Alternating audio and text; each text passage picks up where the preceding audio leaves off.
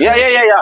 Donat ada lagi? Ada lagi bang. Kita ada donat susu, donat gula, donat topping apa saja. Pistachio apa semua ada. Oh, semua. Ada semua. Nak donat apa kita nak packing? Salah lah, telefon rumah. Oh, perempuan ni biasalah. Susah sikit kan. Kita orang ni beli, kau dah tak beli. Ya ke? Ya, saya telefon dia. Telefon. Okey. Telefon dulu. Hello. Ni abang kat kedai donat tadi. Tadi 100 biji dah kan? Saya nak donat. Ada semua. Donat susu ada, donat gula, topi-topi semua ada. Kita di tu.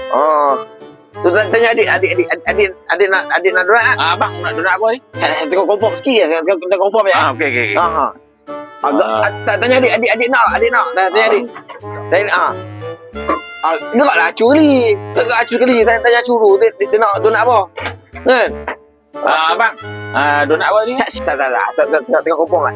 Sikit. Saya beritahu. Baik. Sikit lah. Okey. Nak confirm. Okey, baik. Abang. Ya. Bagi donat susu nak 8.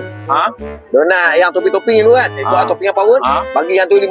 Allah. Kan? Minta maaf banyak-banyak abang. Donat dah habis. Lah. Saya tadi saya dah tanya 3-4 kali saya tanya. Tapi tak ada jawapan. Orang duk beli ni. Saya rumah nak tahu aku cakap telefon kan tengok confirm kan. Yalah memang. Tapi abang tak bagi confirmation kat saya. Orang duk beli nak buat macam mana? Minta maaf bang. Hang ni tak alert Patutnya hang kena tengok customer mai, customer dah nak confirm. Ya, hang kena simpan kat aku. Macam ni lah tak apa. Nak makan kat kesian nak bini apa semua kan. Lah ni tak apalah. Untuk abang je special saya bawa pergi buat dekat rumah. Jom saya buat kat rumah saya. Boleh ikut sekali? Boleh ikut sekali. Abang kau kerja overtime tak apa.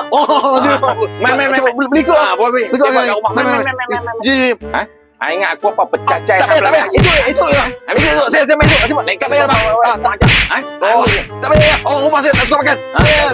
Okey. Abang anak-anak jangan pergi makan. Tak payah.